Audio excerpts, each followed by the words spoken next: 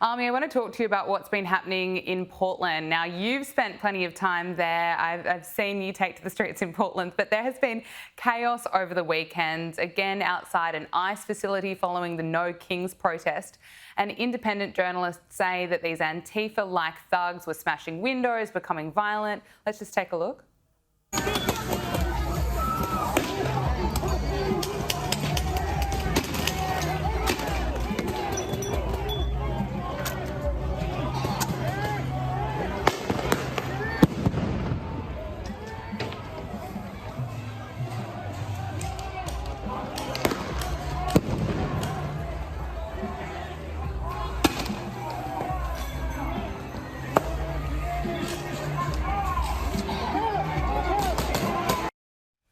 An appeals court has also ruled that Trump can deploy National Guard troops into Portland, a big victory for Donald Trump. But can you talk to us about what it's like after spending a fair bit of time there, seeing what the protests are like that the media calls peaceful? Yeah, and by the way, just to correct you one thing, you say Antifa-like. No, this is Antifa, right? This is exactly what Antifa is all about. Antifa are violent thugs that are oftentimes armed, and they have no issue at all with deploying violence against a journalist, against a regular person in the street, or against federal officers or police officers. This is what we're dealing with. They have weaponized the left's rhetoric, and they are using it literally as weapons.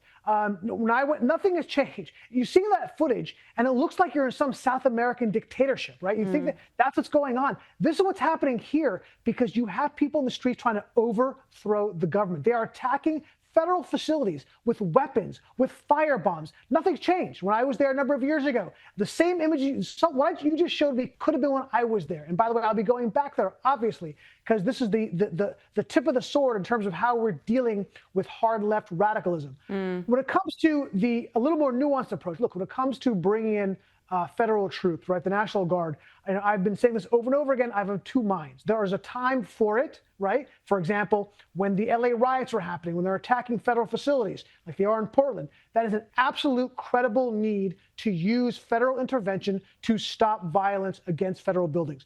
I'm not so for it when it comes to policing outside of Washington, D.C. D.C. is a separate issue because it's literally part of the federal government because it's just a district, not a state or in this country. Not such a fan of using it in blue cities like Chicago unless there's a credible threat against federal buildings like they are in Portland. Then by all means, let's have at it. Okay. Let's talk about New York City, where you live, and a new poll has indicated that there could be trouble for Zohran Mamdani if Republican Curtis Sliwa drops out. Now, the report by Gotham Polling found that if Sliwa drops out, around 44% of New Yorkers would vote for Mamdani, and around 40% would vote for Andrew Cuomo. So that's just a margin of error. I'm sorry, I should say, with a margin of error of 4 points, that puts Cuomo with a striking distance. But looking at the betting markets, Polymarket has Mamdani a 93% chance of becoming mayor after next month's election. Donald Trump was asked about this today. Mr. President, a new poll shows that if Curtis Sliwa dropped out of the New York mayoral race, then Andrew Cuomo would only trail Mamdani by 4 points. Would you call Curtis Sliwa to drop out of the race so that can happen? Well, I looked at the polls, and looks like we're going to have a communist as the mayor of New York. It'll be very interesting. But here's the good news. He's got to go through the White House. Everything goes through the White House, at least this White House it does. And we'll have to see what happens. But if he dropped out, he's not going to win. And not looking too good for Cuomo either.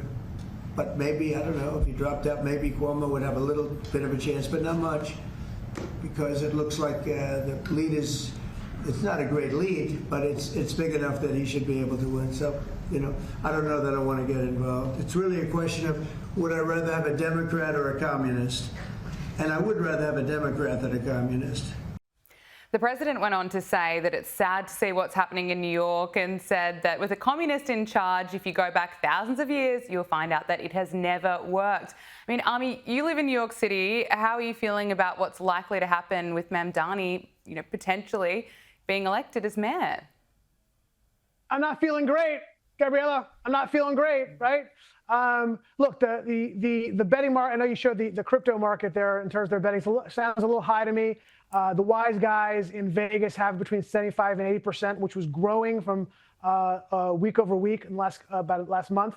But look, Curtis Lewa does not seem to be dropping out. I continue getting texts, 4 or 5 texts a day from the Sliwa people telling me to vote. And I respond, I'm sure it goes to the ether, saying, please drop out, please drop out, please drop out.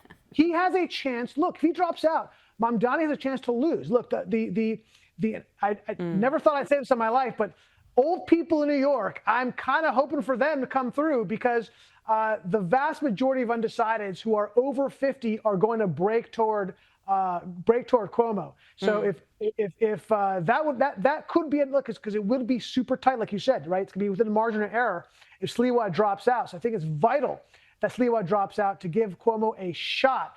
And also, frankly, the black vote has got to come out, right? The black vote went all to Cuomo in the primary, right? They shut out Mamdani. So I'm hoping the black and Hispanic vote will also turn out because they're also going to lead toward Cuomo. And the last point I'll make on this, the president alluded to it, but this is really important. Nearly $100 billion of New York's annual budget comes from D.C., okay?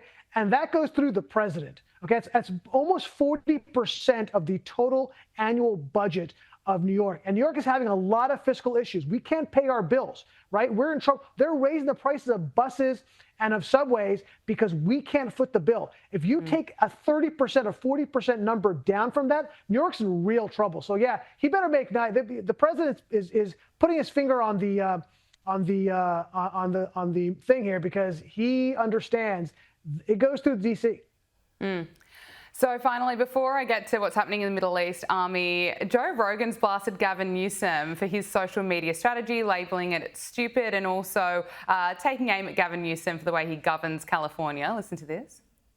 Yeah, when is he coming on? He's talking some on Twitter. I know, it's like, you think that's going to work? Like, that's so stupid. Like, this is such a bad look. Yeah. It's such a bad choice. There's a little desperation in it. But it's just stupid. It's like, this is a bad strategy. Like, I probably would have had him on. Yeah. But now I'm like, nah, what are you doing? There is a fun version where you just do it and cook them, He'll cook himself. I mean, that He'll seems to be All you have to happening. do is just ask him questions. Yeah, it's like, why are people leaving? Well, why do you say this thing all the time where you rattle off all the good things about California? When anybody says something bad about California, it's like, #1 in Fortune 500 companies, #1 in higher education, #1. It was all that before you were there. It was all that forever. It's because the weather's perfect, man. It has nothing to do with you.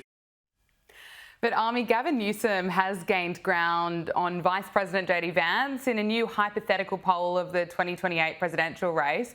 According to polling by Emerson College, if the two are against each other in the next election cycle, 46% would support JD Vance and 45% would support Gavin Newsom. I mean, who are the 45%? So, look, Joe Rogan really taking aim at Gavin Newsom's social media strategy there. I agree with him. I think it's absolutely bizarre, and I would suggest that it's not helping him, but maybe it is, Army. Look, I've said this before. I've said this for a while. Don't sleep on Gavin Newsom. He didn't go on Joe Rogan, but he has a history of going on a lot of shows that are not a comfortable spot for him. Actually, I give him credit for that. And he cosplays well as a normal Democrat. Okay, but that's what it is. It is cosplaying. He is more on the left, obviously, than the center. And you can see that the policies in California. But he does a really, really good job of pretending to be moderate. And look, before he can go, that poll against JD Vance is great, but he's got to win the nomination first. And the person who is consistently in the top 5 more than any other politician is, wait for it, it's Kamala Harris. Kamala Harris didn't run for governor of California because she is biding her time, unbelievably thinking she has another bite at the apple. And she is polling well. I don't think she'll win it, but she currently is polling well. And Gavin Newsom is right up there. As so is AOC, frankly, and other radicals. So I think that it's going to be fascinating. Gavin Newsom, again, I talked about how many texts I get from Curtis Lewa. I get 2 or 3 emails a day from Gavin Newsom, his campaigns. They're pushing hard. They're going after me, trying to get me to support him. They're trying something. So it's going to be look. This race is going to be absolutely fascinating. Not just the general, but frankly, I think I think the Democratic nomination process is going to be even more fascinating because the soul of the Democratic Party is at stake, frankly. Absolutely. No, it is going to be fascinating to watch. Kamala Harris, well, she's certainly getting headlines again as she's on her book tour or media blitz promoting her new book, 107 Days, about the world's worst election campaign. She claims it's the shortest, of course, and that's why she didn't win, according to Kamala Harris. But she's also coming to Australia, Ami. I don't know how many of us are too excited about that, but you can tell that she's gearing up for another potential run. Now, we mentioned, of course, J.D. Vance, and he is in Israel at the moment. He's attempting to stabilise the first phase of the Gaza ceasefire and hoping to advance the Gaza talks into the second phase of the deal, which of course includes disarming Hamas and the withdrawal of Israeli forces from the Strip. Now, Donald Trump has said that multiple Middle Eastern nations are on standby to wipe out Hamas if the terror group continues its aggression. He wrote on Truth Social, numerous of our now great allies in the Middle East and areas surrounding the Middle East have explicitly and strongly, with the great enthusiasm, informed me that they would welcome the opportunity at my request to go into Gaza with a heavy force and straighten out Hamas if Hamas continues to act badly in violation of their agreement with us. The love and spirit for the Middle East has not been seen like this in 1,000 years. It is a beautiful thing to behold. I told these countries and Israel, not yet. There is still hope that Hamas will do what is right. If they do not, an end to Hamas will be fast, furious, and brutal. Ami, what do you see happening here? Is it likely that Donald Trump will be calling on those now great allies to take out Hamas, or how do you see this playing out? Now, look, there's a lot to unpack there. First of all, I'll start with the good stuff. When you look, the Middle East has been remade by this president, okay? With a brief 4-year hiatus in between of failure.